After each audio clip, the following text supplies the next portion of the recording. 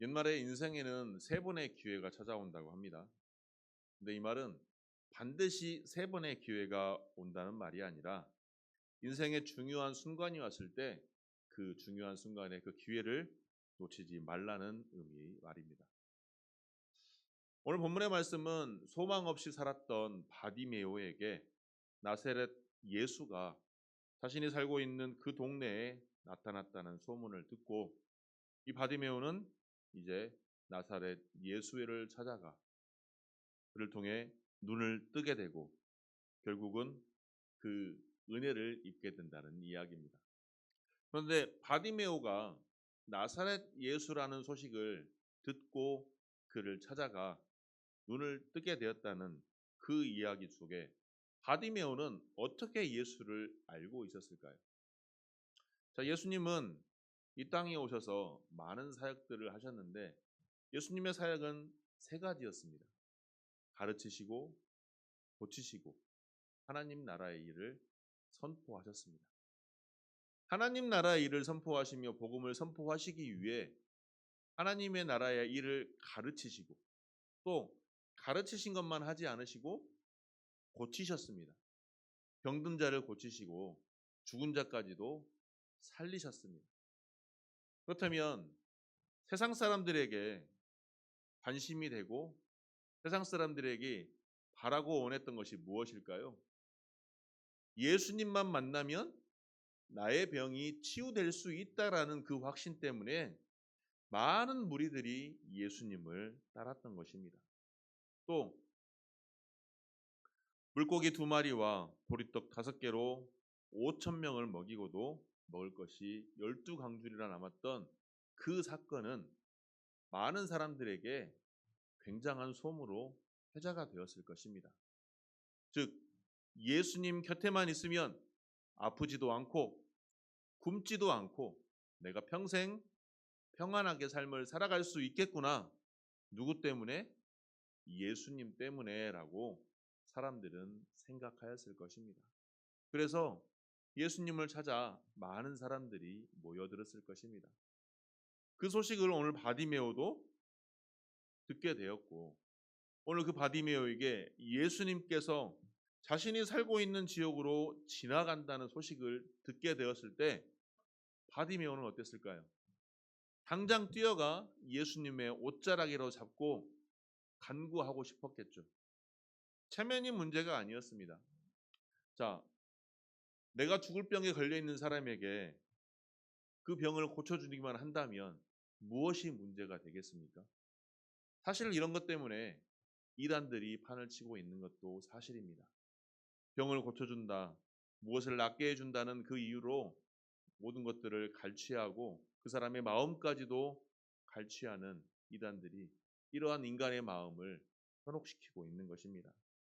그런데 바디메오 또한 자신의 눈을 뜰 수 있겠다는 모든 것을 치유할 수 있다는 그 예수님이 오늘 자신의 동네에 나타난다고 하니 예수님만 잡고 붙잡으면 나 또한 볼 수 있겠다는 희망 아래 예수님을 찾아 떠났던 것입니다.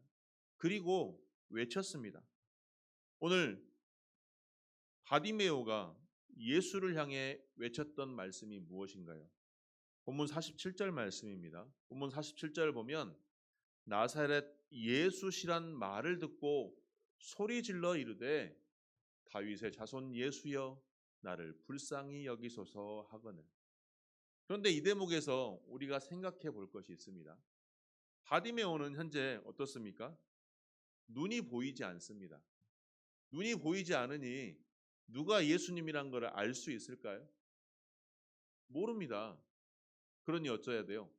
예수님이 자신을 찾아올 수 있도록 큰 소리로 외쳐야 되지 않았을까요? 그렇다면 이처럼 제가 방금 성경의 본문을 읽었던 것처럼 다윗의 자손 예수여 나를 불쌍히 여기소서 이렇게 외쳤을까요? 이렇게 말을 했을까요? 아니죠. 눈에 보이지 않으니 예수님이 누군지도 모르니 엄청나게 큰 소리로 외쳤을 것입니다. 다윗의 자손 예수여 나를 불쌍히 여기소서. 자신이 가질 수 있는 엄청나게 큰 소리로 예수를 불렀을 것입니다. 자, 이 소리를 듣고 주변의 사람들의 반응은 어떠했을까요? 48절에 나와 있습니다. 많은 사람이 꾸짖어 잠잠하라 하되. 왜 그랬을까요? 많은 사람들이 예수님을 보려고 모여들어 있었습니다. 어떻게 하면 그들 마음속에서도 자신들이 바라고 원하는 것을 이루기 위해 예수님을 보러 왔을 수도 있습니다. 그런데 어떤 한 맹인이 와가지고 엄청나게 큰 소리로 다윗의 자손 예수여 이렇게 외치고 있으니 그 소리가 귀에 걸렸겠죠. 그래서 잠잠하라라고 꾸짖었습니다. 그런데 바디메오는 어땠나요? 조용했나요? 잠잠했나요? 48절 뒤에 보면 그가 더욱 크게 소리질러 이르되 다윗의 자손 예수여 나를 불쌍히 여기소서 하는지라라고 성경은 기록하고 있습니다. 자, 이 소리는 많은 사람들을 뚫고 예수님의 귀에 들릴 만큼 아주 커다란 외침이었습니다. 왜냐하면 바디메오는 지금 이 순간을 놓치면 자신은 영원히 맹인으로 살 수밖에 없다는 그 생각이 앞섰을 것입니다. 그래서 눈에 보이지 않는 예수님이 어디에 계실지도 모르지만 내 소리를 통하여 예수님이 나에게 와서 나의 병을, 내 맹인된 것을, 눈이 보이지 않는 것을 치료해 주실 수 있을 것이라는 확신 아래 엄청나게 큰 소리로 예수님을 부르짖었던 것입니다. 자, 우리가 살아가는 인생에도 늘 문제가 있습니다. 그러면 그 문제를 해결받기 위해서는 우리가 어떻게 해야 될까요? 오늘 바디메오의 모습을 통해서 인생의 문제를 해결받는 축복받는 사람이 어떻게 돼야 되는지, 어떠한 삶을 살아야 하는지를 우리에게 교훈하고 있습니다. 먼저는 포기하지 않는 믿음을 소유해야 합니다. 자, 본문 46절에서 48절은 바디메오가 주님께 치유를 호소하는 장면이라고 했습니다. 그들이 여리고에 이르렀더니 예수께서 제자들과 허다한 무리와 함께, 허다한 무리란 말은 뭘까요? 엄청나게 많은 무리와 함께 여리고에서 나가실 때, 바디메오가 길가에 앉았다가 어땠다고 했습니까? 나사렛 예수시란 말을 듣고 소리 질러서 다윗의 자손 예수여 나를 불쌍히 여기소서라고 소리치고 있습니다. 자, 한 번 불렀다고 해서 예수님이 오질 않았습니다. 그렇다고 해서 바디메오가 두 번만 했을까요? 이 부분을 묵상하면서 저는 그런 생각을 해봤습니다. 나에게 간절함이 있다면 그 간절함이 해결될 때까지 얼마나 크게 부르짖을까요? 단 한 번, 하나님, 내가 지금 이러한 고통 속에 있습니다. 이 고통을 치유하여 주옵소서. 하나님, 나 기도했습니다. 라고 딱 끝낼까요? 안 그러겠죠. 이게 내가 치유가 되고 해결이 될 때까지 엄청나게 부르짖지 않겠습니까? 내 마음속에 간절함이 있다면. 바디메오도 그랬습니다. 그 간절함 때문에 포기하지 않고 죽을 힘을 다하여 예수 그리스도를 부르짖었습니다. 오늘 본문에는 두 번 부르짖었지만 얼마나 크게 소리를 질렀을까요? 얼마나 많이 소리를 질렀을까요? 두 번에 예수님이 들었을 수도 있고, 예를 들어서 못 들었다면 예수님이 들을 때까지 바디메오는 자신의 목청껏 예수 그리스도를 부르짖었을 것입니다. 우리의 인생에도 이처럼 기회가 늘 찾아오는 것은 아닙니다. 기회가 왔을 때 붙잡아야 합니다. 사실 우리는 1분 후, 2분 후의 일을 알지 못합니다. 그렇기 때문에 내일을 기약할 수 없어요. 그렇다면 내게 기회가 왔을 때 그거를 잘 붙잡고 잘 활용하는 사람만이 성공할 수가 있는 것입니다. 영국의 격언에 성공은 기회를 위한 준비이다라고 말하고 있습니다. 언제든지 준비를 갖추고 있으면 성공할 수 있다라는 뜻입니다. 준비만 되어 있다면 기회가 찾아올 때 그것을 붙잡아서 내 것으로 만들 수 있는 것입니다. 성도로서 주어진 기회를 잘 활용하여서 성공적인 인생을 살기 위해 그렇다면 가장 먼저 준비해야 될 것이 무엇일까요? 바로 믿음입니다. 바디메오는 예수님께 부르짖었습니다. 나는 거지니까, 나는 맹이니까 나의 처지와 상관없이 포기하지 않고 부르짖어서 자신의 문제를 해결받았던 것입니다. 그것이 바로 믿음입니다. 그 믿음이 그에게 최초이자 최후가 될 수도 있었던 그 기회를 성공적으로 만들 수 있는 것이 원동력이 무엇일까요? 바로 믿음입니다. 내가 나을 수 있을 거란 믿음. 예수 그리스도만 만나면 내가 회복되고 내가 치유받고 내 문제가 해결될 수 있을 것이라는 그 믿음만이, 그래서 그 믿음으로 모든 것을, 모든 상황을 포기하지 않고 부르짖을 수 있었던 것입니다. 아무리 세상적인 능력과 세상적인 학식과 재물이 풍부하다 할지라도 온전한 믿음이 소유되지 않는다면 하나님께서 허락하신 기회를 붙잡을 수 없습니다. 우리는 하나님께서 우리에게 허락하시는, 제공하시는 그 기회를 붙잡아야 합니다. 그런데 그 기회를 붙잡기 위해서는 무엇보다 필요한 것이 무엇이냐? 바로 바디메오와 같은 믿음이라는 것입니다. 우리에게 그 믿음이 있을 때 하나님, 나를 사용하시기 위하여 나의 부족함을 채우시고 하나님의 뜻을 이루기 위해 나를 사용하자고 하신다면 하나님, 나의 부족한 이 부분을, 나의 연약한 이 부분을 치유하시고 채우시고 온전케 하셔서 하나님의 영광을 나타내는 사람으로 나를 사용하여 주옵소서. 이 기도가 오늘 저와 여러분의 기도가 되기를 소망합니다.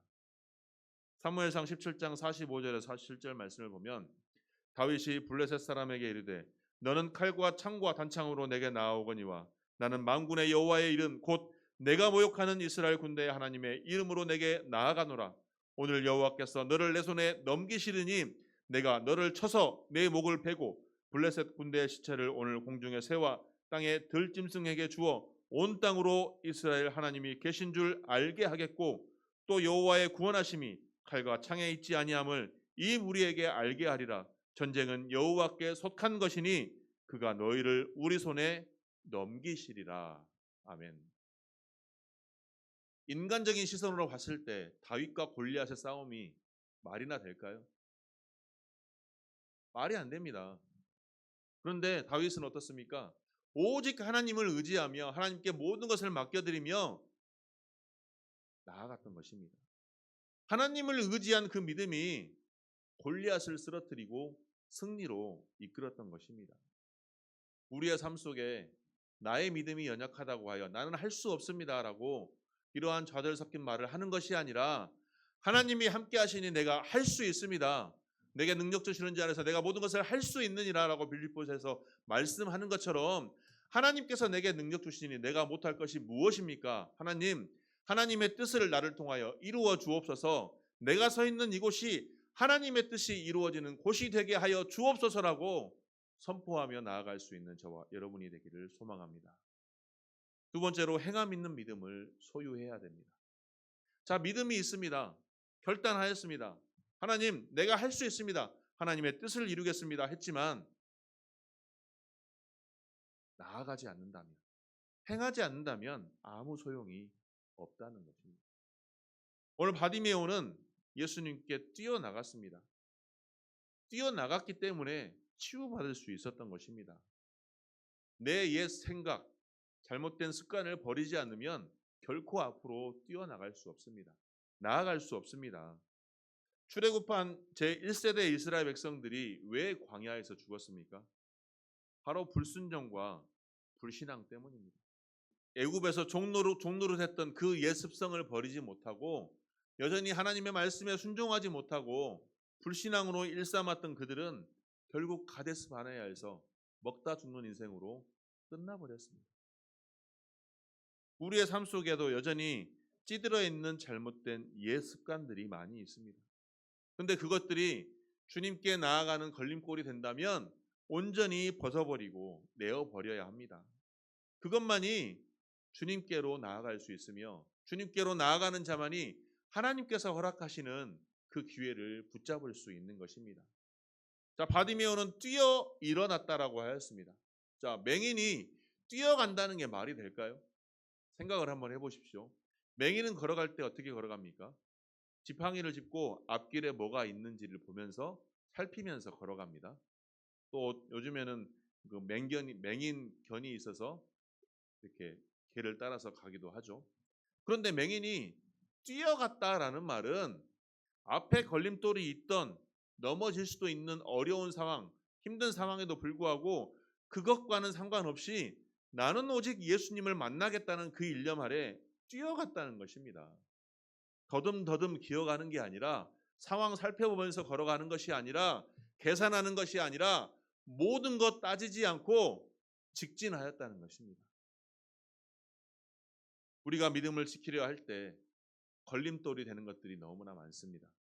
특별히 어떠한 문제가 발생하였을 때 그 문제를 해결하는 방법을 세상의 기준을 두고 하나님의 방법이 아닌 하나님의 뜻이 아닌 세상적인 기준으로만 생각하다 보니 우리의 믿음이 흔들리고 우리의 신앙생활이 흔들리는 것입니다. 그렇기 때문에 결국 그러한 믿음 아래 우리의 삶이 더욱더 밑바닥으로 곤두박질하는 것입니다.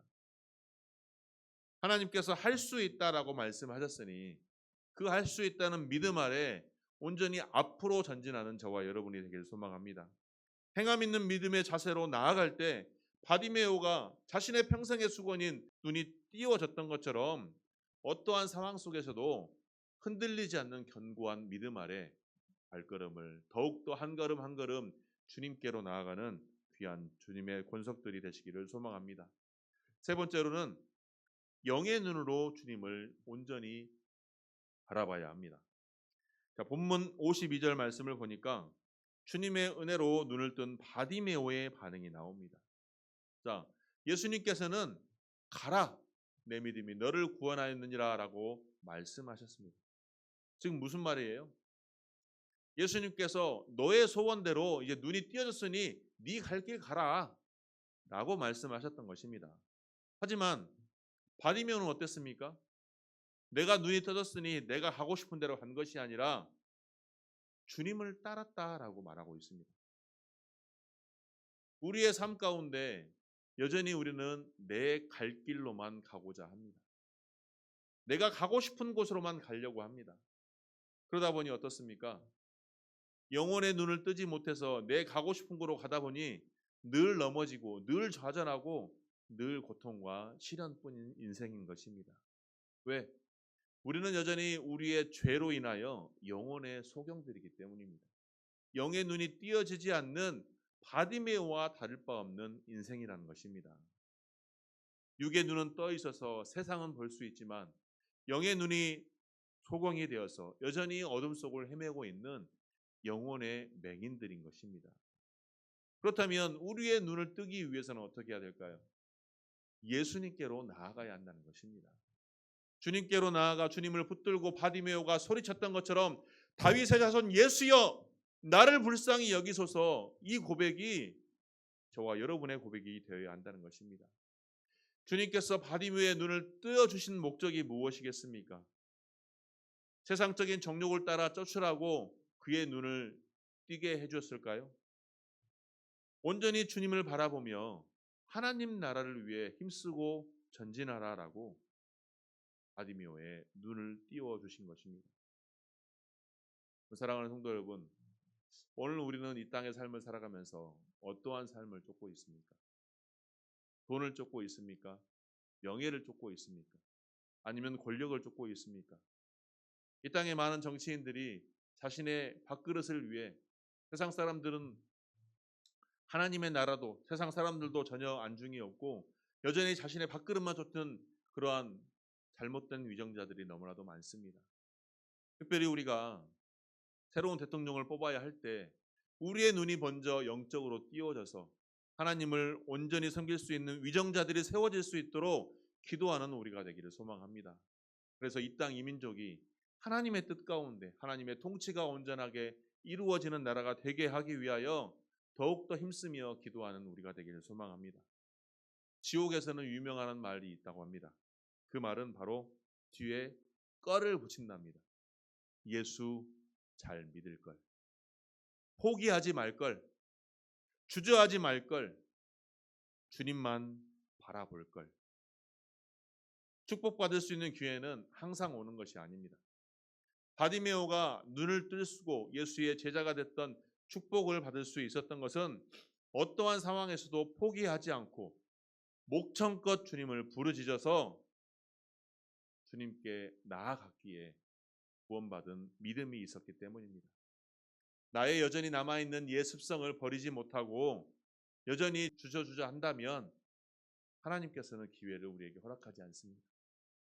내 상황이 어떠하든 맹인 바디메오가 주변 상황과 상관없이 계산하지 않고 뛰어갔던 것처럼 오직 주님을 바라보는 온전한 믿음으로 뛰어갈 수 있는 저와 여러분이 되기를 소망합니다.